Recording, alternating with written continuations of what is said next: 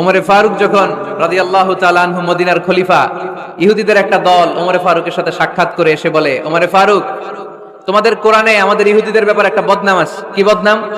এই আয়াতে তোমাদের আল্লাহ বলেছে ফাআবাউ আইয়ুদাইফুহুমা, মানে দুইজন পয়গম্বর এসেছিল আমাদের কাছে, কিন্তু আমরা এগুলো খাওয়াই নাই, এরা ক্ষুধার্ত ছিল। কিয়ামত পর্যন্ত তোমরা এই আয়াত তেলাওয়াত করবে আর মানুষ আমাদেরকে গালি দিবে। তো গালাগালির দরকার নাই, চলো একটা মিউচুয়ালে যাই। কি যাই? বেশি কিছু করা লাগবে না। এই ফাআবাউ আইয়ুদাইফুহুমার আবাউয়ের যে বায়ের নোক্তাটা, এইটা সরাই দিয়ে তুমি উপরে দুইটা নোক্তা দিয়ে বারে তা বানায় দিবা। তাহলে অর্থ হবে ফাআতাউ আইয়ুদাইফুহুমা, মানে দুই নবী আসছে আর ইহুদিরা তা করে খাওয়াইছে। ওমরে ফারুক বলে কি লাগবে? কয় এক নোক্তা চেঞ্জ করা লাগবে। কয় একটু দাঁড়া। এরা তো মহা খুশি, আজকে আমাদের মিশন কমপ্লিট। ওমরে ফারুক ঘরের ভিতরে ঢুইকা একটা তলোয়ার নিয়ে আসছে। কয় কার কার লাগবে এদিকে আয়। সব দিছে দৌড়। সুবহানাল্লাহ কইবেন না?